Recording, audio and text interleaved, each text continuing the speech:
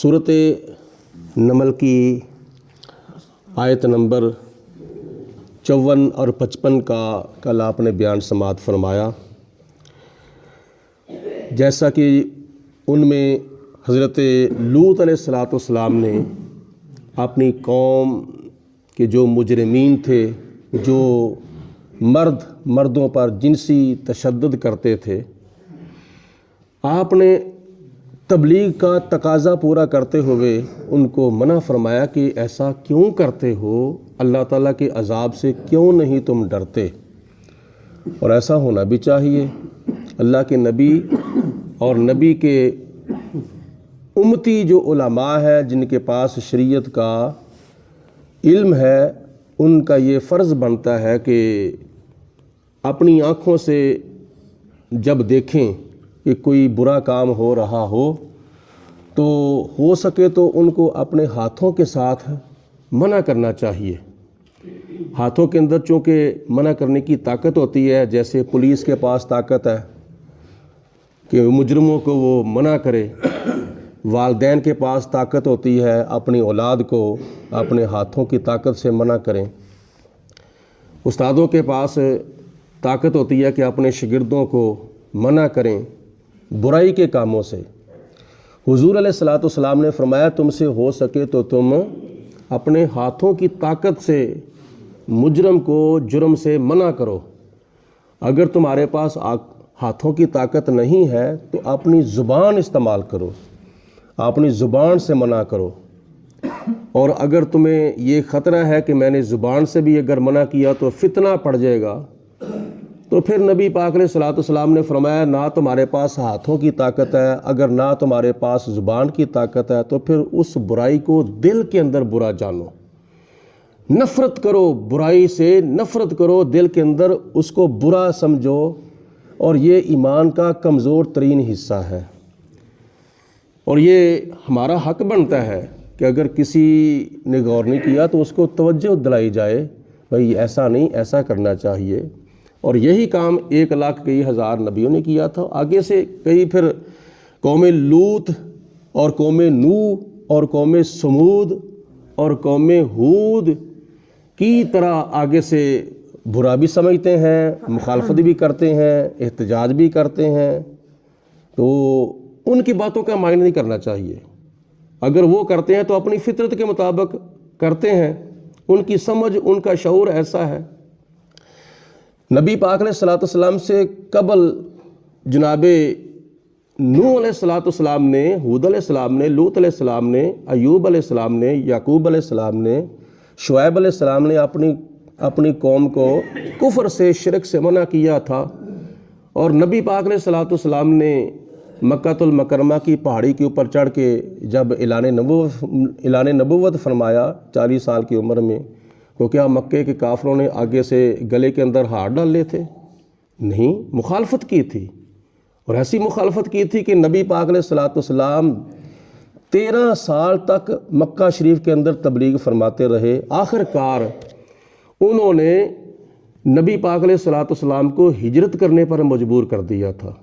आगे से इस तरह की बातें होती रहती हैं तो माइंड नहीं करना चाहिए। और ना ही हमारे मुसलमान भाइयों को, बच्चों को, बूढ़ों को नेकी की बात सुन के माइंड करना चाहिए, बल्कि होना तो चाहिए शुक्रिया अदा किया जाए, वह तेरी मेहरबानी, तूने मेरी इस्लाह की है, मेरी तवज्जो दिलाई है, मैं आपका शुक्रिया अदा करता हूँ। हज़रत सैयदना फ़ारूक आज़म रज़ी अल्लाह ताला अन्हु फरमाते हैं, मुझे वो इंसान, मुझे वो शख्स बहुत ही अच्छा लगता है जो मेरे नक्स निकालता है, जो मेरी खामियां ट्रेस करता है, मुझे वो इंसान बहुत ही अच्छा लगता है। हिज़्ब इख्तलाफ है ना, जब पार्लियामेंट हाउस के अंदर इजलास बैठता है तो एक हिज़्ब इक़्तिदार होता है और एक हिज़्ब इख्तलाफ होता है। और अगर हिज़्ब इख्तलाफ ना हो तो हिज़्ब इक़्तिदार जो चाहे करे, नहीं, हिज़्ब इख्तलाफ होता है रोकने टोकने के लिए। तो इसलिए हज़रत लूत अलैहिस्सलाम ने जब अपनी कौम को मना किया कि तुम क्यों जिनसी तशद्दुद करते हो, तुम मर्द होकर मर्दों से अपनी ख्वाहिश पूरी क्यों करते हो, तो उस कौम ने आगे से जवाब क्या दिया? उन्होंने आगे से शुक्रिया नहीं अदा किया था, آگے سے ویلکم نہیں کہا تھا، آگے سے انہوں نے ہاتھ پاؤں نہیں چومے تھے، بلکہ انہوں نے آگے سے کیا جواب دیا تھا؟ فما کانا جواب قومی ہی، جناب لوط علیہ السلام کی قوم کا جواب اور کوئی نہیں تھا، الا ان قالوا اخرجوا، مگر یہ کہ انہوں نے آپس میں ایک دوسرے سے کہا کہ اس کو نکال دو یہاں سے، اس کو یہاں سے شہر بدر کر دو، اس کو یہاں سے خارج کر دو، ڈسچارج کر دو، نکال دو یہاں سے۔ آل لوط، لوط علیہ السلام کو بھی اور ان کی آل کو بھی یہاں سے نکال دو۔ کہاں سے نکال دو؟ من قریاتکم، اپنے شہر سے، اپنی بستی سے، اپنے علاقے سے۔ انہوں نے حضرت لوط علیہ السلام کا یہاں رہنا اپنے اندر گوارا نہ کیا۔ کیوں؟ اس لیے وہ نیکی کا حکم دیتے تھے اور برائی سے منع کرتے تھے، اور جنسی تشدد سے، اس جرم سے منع کرتے تھے۔ اور ساتھ انہوں نے پتہ تانا کیا دیا؟ پہلے نمبر پر تو انہوں نے کہا کہ اس کو یہاں سے نکال دو، یہ ہمارے اندر وارے نہیں کھاتے۔ دوسری بات انہوں نے یہ کی، انہم اناس یتطہرون، یہ ستھرا پن پسند کرتے ہیں، یہ پاک باز بنتے ہیں، یہ اپنے آپ کو پاک باز سمجھتے ہیں کہ میں پتہ نہیں کتنا اچھا ہوں۔ یہ انہوں نے بطور طنز آگے سے بات کی۔ اللہ پاک کی ذات بابرکات نے پھر عذاب بھیجا ان کے اوپر، اور عذاب کی وضاحت جو ہے وہ اگلی آیتوں میں آ رہی ہے۔ اللہ پاک کی ذات نے عذاب بھیجا تو کیا فرمایا؟ فَأَنْجَيْنَاهُ، اس عذاب سے اللہ پاک فرماتا ہے کہ ہم نے حضرت لوط علیہ السلام کو بچا لیا۔ فَأَنْجَيْنَاهُ، ہم نے لوط علیہ السلام کو اس عذاب سے بچا لیا، نجات عطا فرمائی، وَأَهْلَهُ، اور اس کے گھر والوں کو بھی بچا لیا، إِلَّا امْرَأَتَهُ، سوائے اس کی بیوی کے، یعنی حضرت لوط علیہ السلام کی بیوی کے سوا جتنا بھی آپ کا کنبہ تھا، جتنا بھی آپ کا خاندان تھا، جتنے بھی آپ کے بیٹے تھے اور بیٹیاں تھیں اور دوسری بیویاں تھیں، حضرت لوط علیہ السلام کے گھرانے کو بچا لیا، سوائے حضرت لوط علیہ السلام کی ایک بیوی کے، اور وہ بیوی مسلمان نہیں تھی۔ یہ اللہ تعالیٰ کے نبی کا درگزر دیکھو، لوط علیہ السلام کی بیوی بھی کافرہ تھی، اور حضرت نوح علیہ السلام کی بیوی بھی کافرہ تھی۔ حضرت لوط علیہ السلام نے، ہود علیہ السلام نے اپنی کافرہ بیویوں کے ساتھ درگزر کیا تھا، اور ان کے اندر یہ خامی یہ تھی کہ انہوں نے اپنے خامدوں کو نبی نہیں مانا تھا۔ اور دوسرے نمبر پر حضرت لوط علیہ السلام کی جو بیوی ہے یہ مخبری کرتی تھی۔ مخبری کیا کرتی تھی؟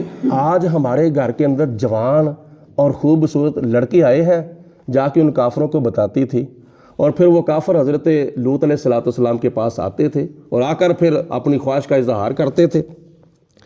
اللہ پاک کی ذات نے فرمایا کہ ہم نے لوط علیہ السلام کو بچا لیا اور ان کی ایک بیوی کو، ان کے گھر والوں کو بچا لیا سوائے ایک بیوی کے۔ قدرناہا، ان کو اللہ پاک کی ذات نے ٹھہرا دیا، من الغابرین، اور وہ ٹھہر جانے والوں میں سے تھی، یعنی پیچھے رہ گئی اور پیچھے رہ جانے والوں میں سے تھی، اور جتنے بھی پیچھے رہ گئے تھے ان کے اوپر اللہ تعالیٰ کا عذاب آیا تھا، اور عذاب کتنا برا تھا، عذاب کتنا خطرناک تھا۔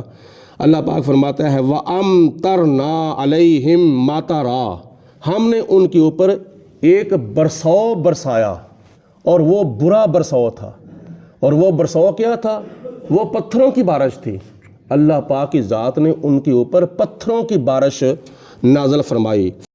فَسَاءَ مَطَرُ الْمُنذَرِينَ، اللہ پاک فرماتا ہے کہ ان ڈرائے ہوئوں پر اللہ پاک نے برا عذاب بھیجا، برا برساؤ برسایا۔ اب کسی کے اوپر پتھروں کی بارش ہو، کنکریوں کی بارش ہو اور روڑوں کی بارش ہو تو پھر ان لوگوں کا کیا حال ہوگا۔ آج ہمارے اوپر اللہ تعالیٰ کی رحمت کی بارش اگر ہو جائے تو ہم تو مسرور ہوتے ہیں، اور ویسے بھی دعا کرنی چاہیے آج ان دنوں کے اندر کہ اللہ پاک کی ذات ہمارے اوپر اپنی رحمتوں کی بارش کا نزول فرمائے۔ اور کبھی جب بارش ضرورت سے زیادہ پڑ جائے، ضرورت سے زیادہ بارش جب پڑ جائے تو پھر کیا ہوتا ہے؟ پھر نقصانات ہوتے ہیں۔ پھر گلیوں بازاروں کے اندر پانی کھڑا ہو جاتا ہے، مکانات گر جاتے ہیں اور کافی نقصانات ہوتے ہیں۔ تو پانی کی جو بارش ہے وہ بعض اوقات برداشت نہیں ہوتی، وہ نقصان دہ ہوتی ہے۔ تو جن لوگوں کے اوپر، جن بدبختوں اور بدقسمتوں، جن مجرموں کے اوپر پتھروں کی بارش ہوگی، پھر ان لوگوں کا کیا حال ہوگا۔ یہ قرآن پاک کا واقعہ ہے۔